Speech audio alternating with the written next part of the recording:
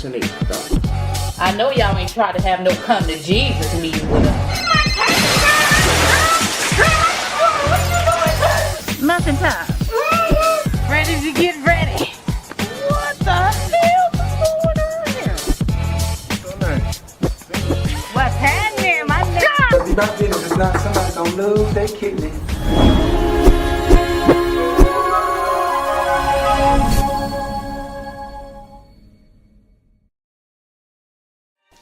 And this is like, if I'm looking irritated, whatever it is, this is real. This is a healing situation, so I'm not finna front. Straight up. This is my story, my truth. So we're gonna go ahead and talk about it. I've been through some childhood trauma, and it pretty much has had my whole life in shambles. It has been a journey. It has been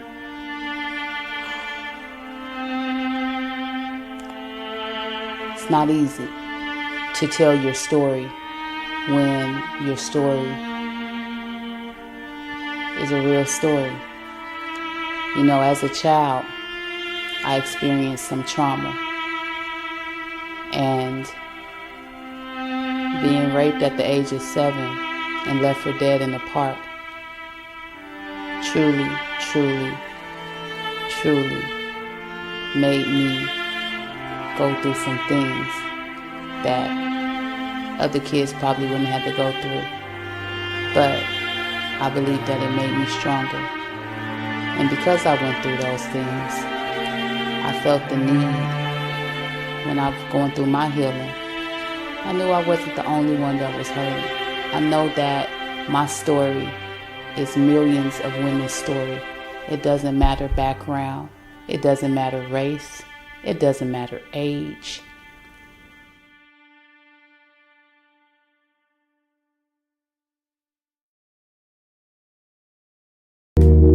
This is a beat, addicts beat.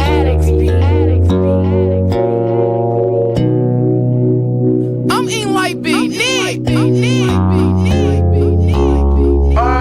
Keep your head up, even though I know you're fed up in life. Be throwing your punches, but you still gotta get up and fight. They low blows, but look, don't let it get you. Cause God, He got a plan, but Satan be trying to get you. I know you feel you're seeking, but both come to get you, don't worry. I'm in people's business. No, it's my business. It's my responsibility. God say whatever you do to a child, you do to him.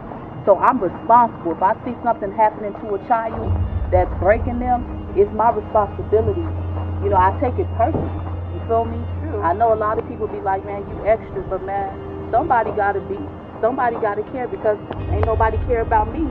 So I was left, what if I would have died, man? That meant he did not come here to rape me. He left me to die. Because he ain't want me to survive. These people was protecting me to keep my life from this man when he tried to kill me. Because he did whatever he wanted to do and then left me on the ground like a dog. That's a problem. And a bunch of people, they sex trafficking kids all over this world doing the same thing. All the time. Some little kid, little girl right now is being done right now. And somebody got to say something. Somebody has to really make a change about this. Everybody's out here screaming in the street, but ain't nobody doing that but screaming in the street. So that's my problem. So listen, I'm going to go ahead and walk you through this, because hey, this is the part. Hey, no matter what happens, I just can't give up now. I just can't give up now. Come to find where I started from. Nobody told me the road would be easy, and I don't believe He's brought me this far to leave me.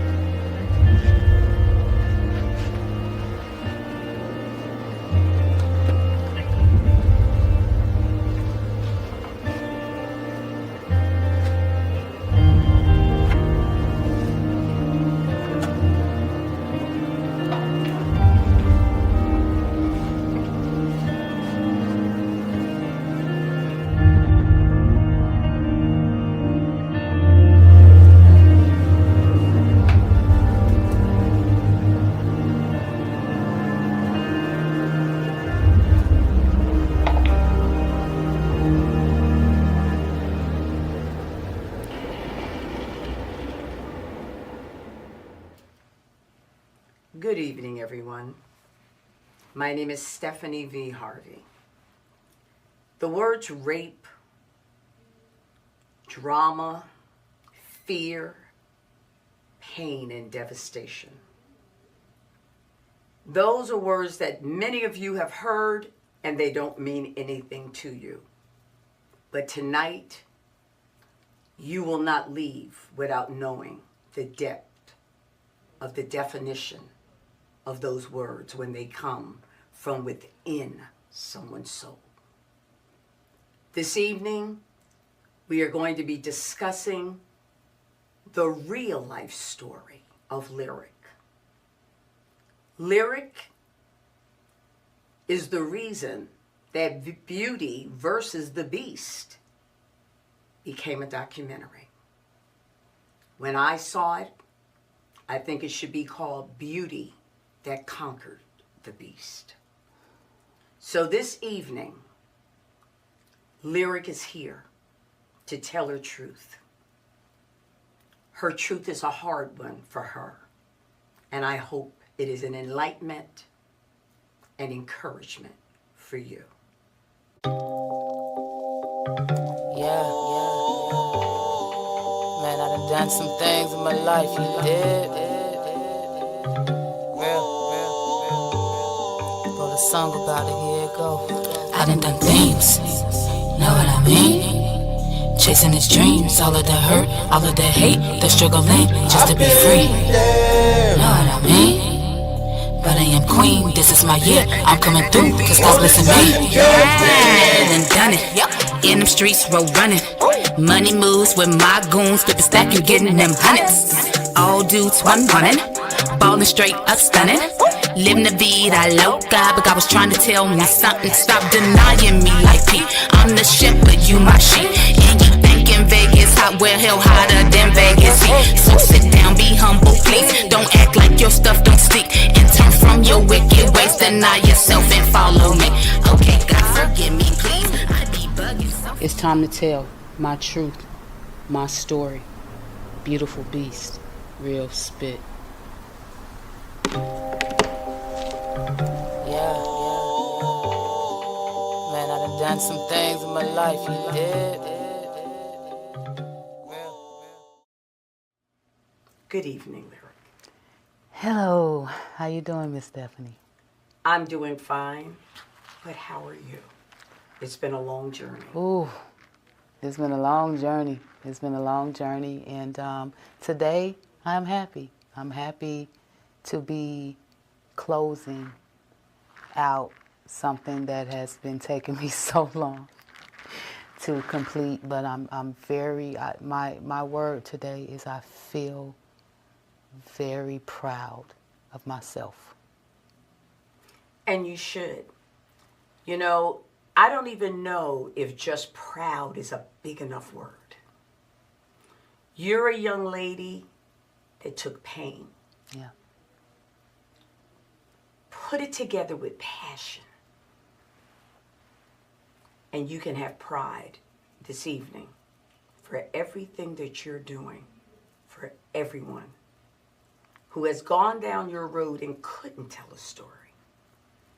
You know, there's a song by Alicia Keys, I Won't Tell Your Secrets. Yeah. But in our community, that's always been the name of the game. Yeah, absolutely. And that is why there's a lot of pain. Yeah. But I just want to thank you for telling your secret. Yeah. For letting it out. Yeah. It's my God, it's a lot to unpack. But I just, you know, when I'm gonna speak to, because I know I'm a little bit familiar to this camera thing, I'm gonna speak to people that's watching. I want you to understand that this is the most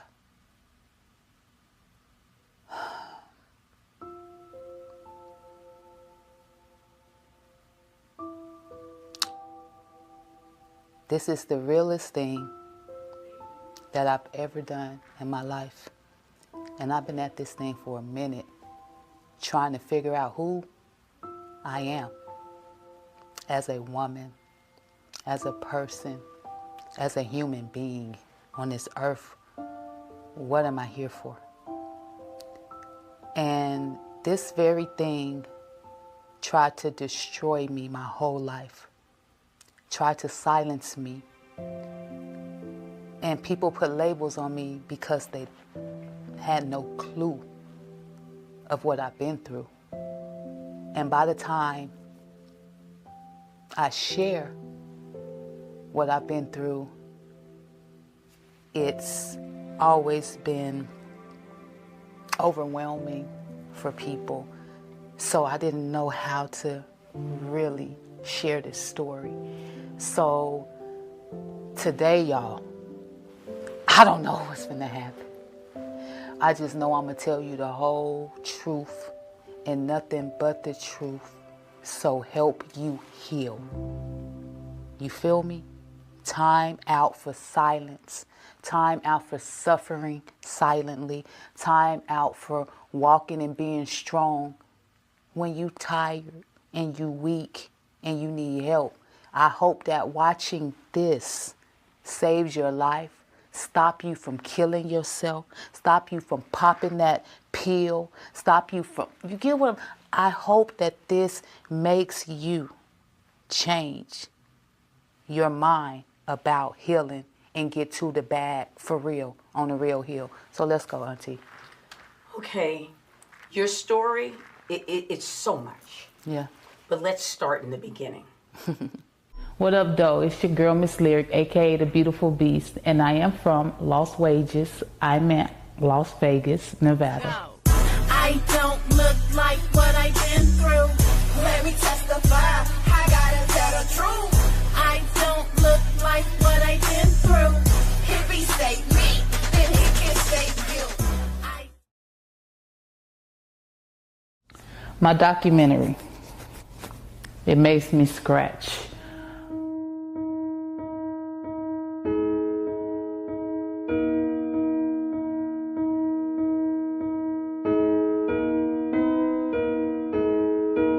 And what I intend on doing with this project is being transparent, being open, and helping people be free from a lot of the things that held me back.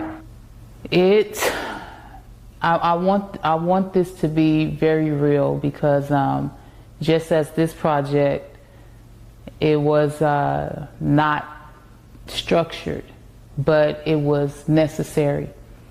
I went back home to Las Vegas, the place that I was, and went back to the park where I was raped and left for dead at the age of 7. And that was the start of my journey in this documentary. And I had to go back and dig deep of a lot of the things that pained me, that hurt me, things that hindered me, you know, even being somebody that inspires people, I still had hindrance and I still had things that was holding me back.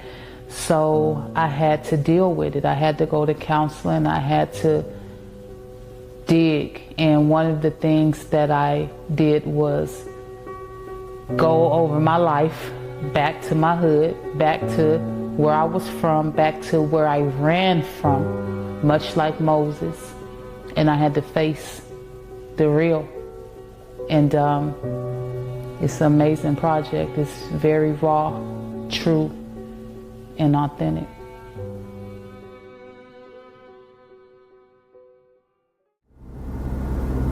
I am somebody. I am somebody. It's something that I had to tell myself when I lost my color as a little girl at a park. And then again at 17, a couple of feet from another park. And that story is a story of survival. I am somebody. Yeah. And I just want every girl to know that's been through anything like me. I can say me too. I understand. And we got it. And we survived. Persevere. Beast it. We'll make it. I am somebody. Listen, I'm just gonna go ahead and let y'all take a walk with me working on my project, Beauty versus the Beast. And what I intend on doing with this project is being transparent, being open, and helping people be free from a lot of the things that held me back. So what I'm doing right now is I'm starting with where I say I lost my color. And it's right here at this park in front of the apartment complex that I was raised at, right? I just want to show y'all exactly like how close and proximity that I was when this happened to me at the young age of 7 years old. When I say I lost my color, I was raped and left for dead right here at this park. So I'm going to take y'all with me, and my intentions is so many young girls going through so much, and people overlook the emotional part of being molested or being raped and what it really does. So my hopes with this particular project is to let you know that you're not alone, that it's not your fault, and that you can overcome. You feel me? So I'm smiling now, you know, but it wasn't nothing to smile about. And actually, this is one of the hardest things that I've ever had to do in my life. But I feel that it's necessary and it's time to tell, I say, her story. So, got my best friend with me. So she gonna walk, you know, this is my ride or die right here. Been my friend since we was kids, long time. But she wasn't my actual friend that was with me, but this is my friend that's with me and that's been with me and been rocking with me since day one. You feel me? This park like has been a blockage for me my whole life. I lived right there. I lived right there, and I still would not come to this part of this park. I would go everywhere else. Did I not? Did I go to that side? I go to Doolittle. I go to the library. I never. And we used to be able to walk through here, to walk through this park. So listen, I'm gonna go ahead and walk you through this because, hey, this is the park. So I'll tell you the story. You know, pretty much. It was me and my little homegirl. We about 7 years old. And we walked at that time through there. Those things are blocking it, but we were able to come through here. And what we were doing is we made this bathroom, we was playing house. You know what I'm saying? We played house. You know, we had our little baby dolls, and you know, she had her babies and I had my babies. And what's ironic is the young girl that was my best friend at the time, she was handicapped. She had a speech impediment. She didn't speak well at all. She actually, you couldn't understand her. She talked like blah, blah, blah, blah, blah. But for some reason, at a young age, I was able to talk to her. I was able to understand her. So I was the only person in the neighborhood that didn't really bully her, but that played with her. So she was my friend. And nobody wanted to play with her that day. So here we had boys over there playing football, and they was over there, and we had a little park over there. Everybody was at the park. I'm telling you, that day was a park day. It was a Saturday morning or something. It was, you know, we was out of school. It was early. So it was a lot of activity right here in this park. And I remember I didn't want to play with the boys that day. Normally I play with my brothers, but I didn't want to play with them because Mookie needed somebody to play with. She needed somebody to play with. So we came over here, we played house. So this was Mookie's house, and this was my house. And at this house, I just was like, well, that's the men's bathroom. So we really more so stayed over here. And my house was just a house we ran in and out real quick because, you know, the men was over there. We ain't want to see nothing we weren't supposed to see. So we here. And what happens is, you can come in here. Dark. But, see, we was just right here. We had our baby dolls all on the ground. and we were sitting up here playing with our baby dolls. So right here in this bathroom, we started and we were playing. And then a man came out of nowhere and he came in this bathroom. Well, he came to the bathroom and he was walking in. And I was like, sir, hey, how you doing? I'm real friendly, you know. I was a real lovable kid, you know. And I was like, hey, oh, you're in the wrong bathroom, sir. This is not for men. And he said to me, well, where the men's bathroom at? Again, I'm 7. I don't think nothing. I thought maybe the man didn't know how to read, right? So I was like, oh, I learned how to read. So let me show you, sir. And I come out and I'm like, this says women. See? And I was like, and this is your bathroom over here, sir. And I walked over here just like this. And I said, see, it say men. This is men's bathroom. This is for the girls over here.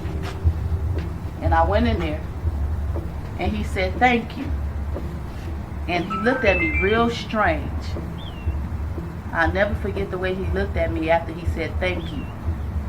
That was the beginning where I start feeling that gut feeling where I used to know like someone right, but I wasn't really able to act on it. But when he said that, I was like, I felt something strange. I should have left. I should have got Mookie.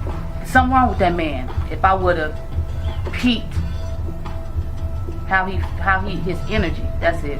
His energy was so negative. And but I'm the kid, so I didn't know, right? So we go back in there and go to playing. And then he comes back in there. And when he comes in the bathroom, what he does this time is he grabs me. And when he grabbed me, he told my friend to stay right there because again, remember she had a speech impediment so she couldn't talk. Or at least couldn't be understood by anybody else. So when he did this, he snatched me and he took me right again. I'm telling you, this park was full of people. And he snatched me right in front of a park full of people. I tell y'all, you need to watch your kids. Don't turn your head. Watch your kids. Adults was here. You know, kids, other kids was here. But he took me and he took me from here to there. And when he took me in that bathroom, he told me to be quiet and I better not scream. He was going to take his hand off my mouth, had me smothered. And he told me I better not scream. And I screamed. And people heard me screaming, but nobody came to rescue me. And I was pretty much raped right here and left for dead right in this men's bathroom. And it's all over everything. You can look it up. It's facts. Right on that floor.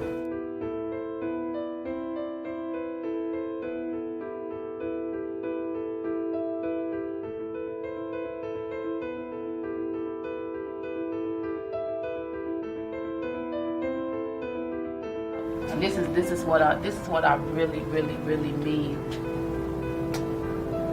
The girl, my best friend that couldn't even speak, she the one that saved my life because I lied. My brothers thought I was still at home. They didn't know I was at the park. So they was not expecting me. I snuck by them so they couldn't see me playing with Mookie because I wanted to play with her. I didn't want to play football. I wanted to play with dolls. So I was like, I'm not going to tell them. So normally they looking out for me. Normally they watching me. But today they didn't know to watch me, so they wasn't looking for me.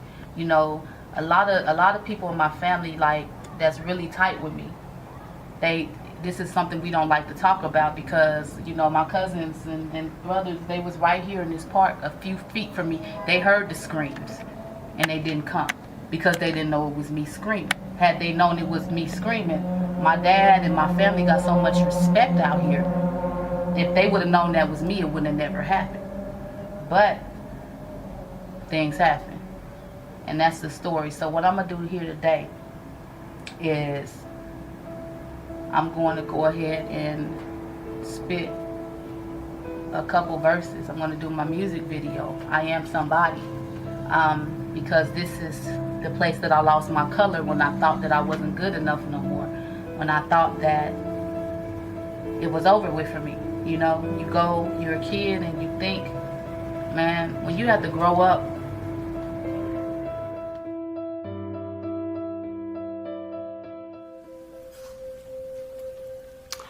after seeing the documentary,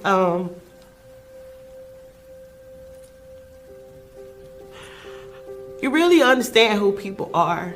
You may see a beautiful face. You may see someone that is a prominent business owner, someone that is thriving in who they are, but you never know their actual story behind closed doors.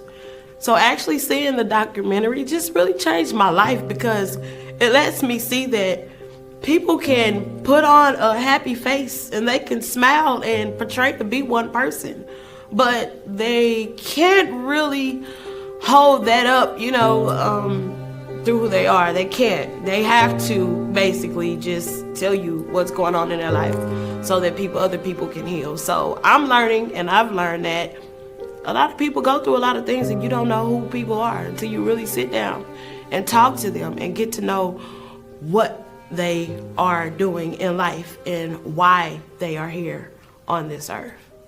When I saw that documentary of a 7-year-old innocent young lady, you know, everybody can remember 7. You can't remember 2, 3, and 4.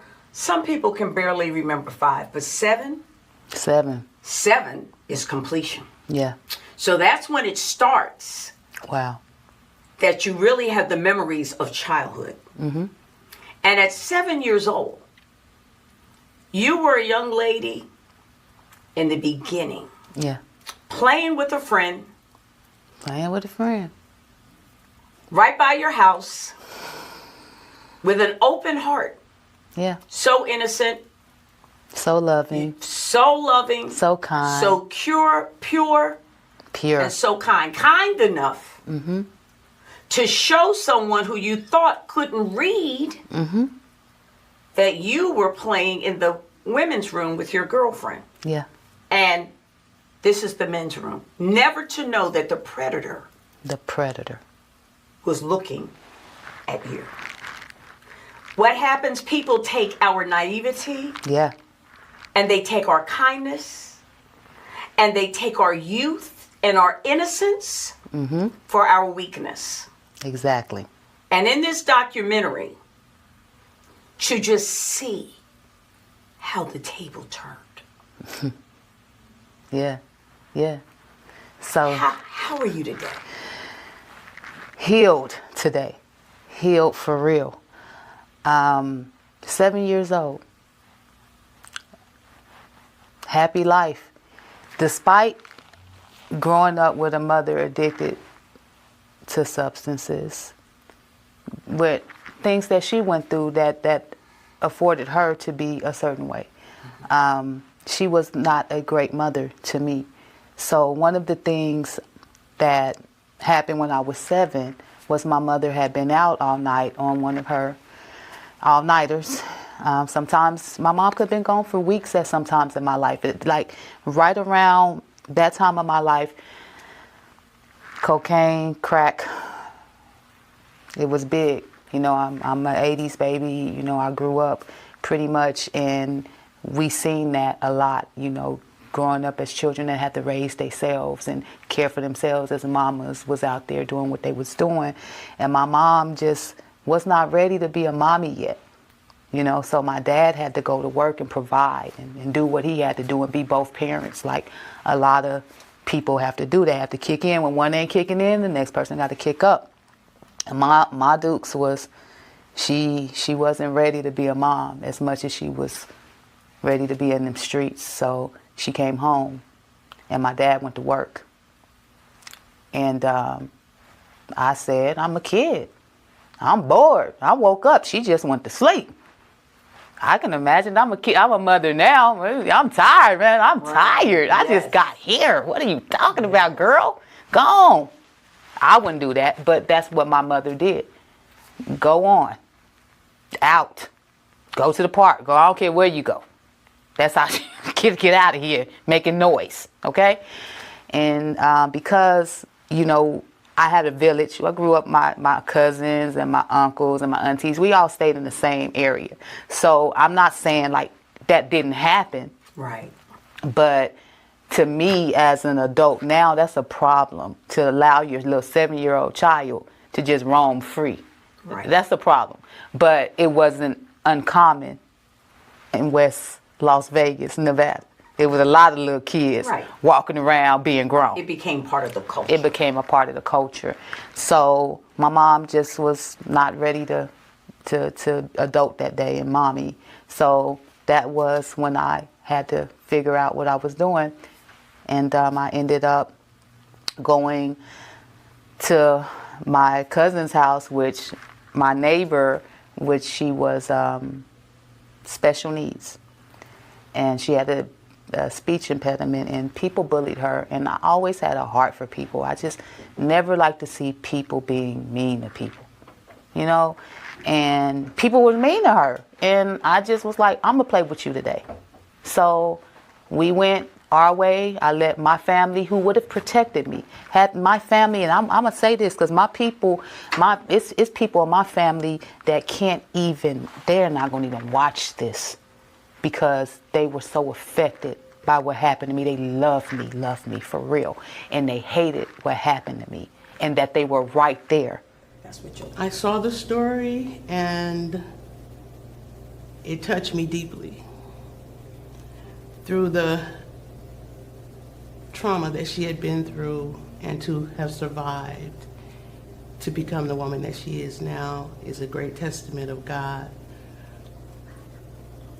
I share in her story in some of those domestic violence, child molestation, so it hit real deep. And I'm just proud of her, and I'm proud of the women who seek to get healed, because there is a healing that needs to be needed when you go through a traumatic experience like that. Oh, healing is extremely important due to the fact that it allows for you to really look deep down into your life in general, allow for you to be transparent, allow for you to utilize time to be accountable for things and parts that you played in any situation, and allows for you to move on. Because a lot of people aren't able to move on because they hold on to things. You know, they try to progress and do a lot of things inside of their jobs, inside of their work field, outside in ministry, or whatever field. But for some reason, they feel like they don't have a fulfilling type of situation going on internally where they cannot fully enjoy the things that they are being able to accumulate, whether it's awards, accomplishments, accolades, you name it. So healing is extremely important, and this documentary here just adds to what I'm already doing, which is basically just holding myself accountable, you know, understanding that, hey, we're going to go through, but we can get through. All we got to do is just stay dedicated, stay focused, and realize the main thing. And once we recognize the main thing, we got to keep the main thing so we can receive that ordained thing. And that's what I get every time I'm around Lyrik, every time I see her and whatever she's doing. You know, you see her reason why at all times. And that just motivates me and inspires me even more to continue to do that. Because when you see somebody in this capacity doing exactly what it is that you're supposed to be doing, then it's like, okay, it's not impossible. So healing is something that we need to do. Healing is something that you must do, so that way you can be doing exactly what it is you're supposed to do and receiving that ordained thing.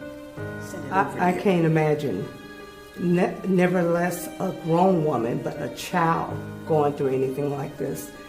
And to be just nobody there to comfort her at the age of 7 years of age, I can't even imagine it. Because at 7, your hopes and dreams are just, planned. Today is a good day, but to have someone to come in and violate you, a grown man, and she was such a smart young lady. She was trying to show this man what she thought they couldn't even read or talk, he couldn't read. She went in to try to help him, and then he took advantage of her. I can't imagine it. I can't imagine as an adult, as a woman, nevertheless as a child. After seeing this documentary, Mz Lyrik has really opened my eyes and understanding to what not only a strong, but a phenomenal, inspirational woman that she is. I couldn't imagine having to face the things and go through the things that she had to go through. When it comes to Lyrik, I like to describe her as being what I like to say Yahweh certified, because she'll tell you a joke, but she'll never tell you a lie. Everything that she says is solid. She's consistent in how her demeanor and everything is. Every single time that you meet her, she's the same way. She never sways. She never tries to manipulate or take advantage of people. She's straight from the heart.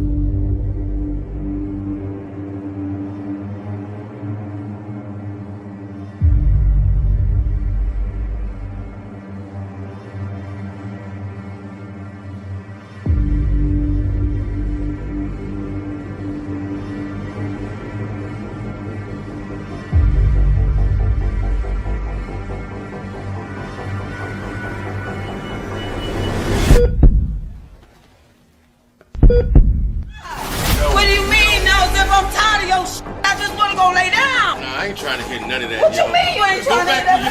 Go back and lay where you What were. the hell I was here, guys? Now let me up in here.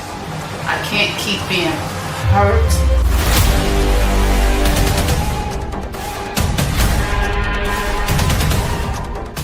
Get your sister.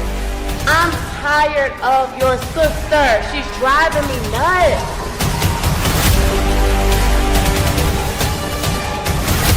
Where's Lily? Lily, where your at? But damn what they do. We tough. We built tough. We survivors. We gonna always be alright. You gonna do all this in front of your kids? You shit with my man. I know exactly who the hell you is. Come here. You shit person. Girl. I don't want to do that. I just want to leave. I don't want to be here anymore. Nah, you gotta chill.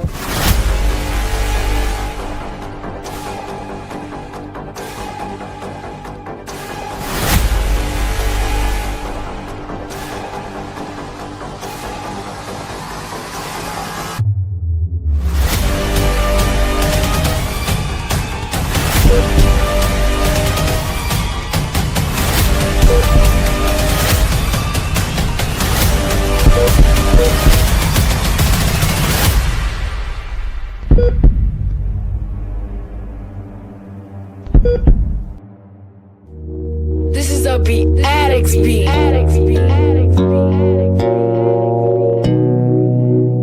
I'm eating white beat, Keep your head up, even though I know you're fed up in life. Be throwing your punches, but you still gotta get up and fight. They low blows, but look, don't let it get you. Cause God, He got a plan, but Satan be trying to get you. I know you feel you're seeking, but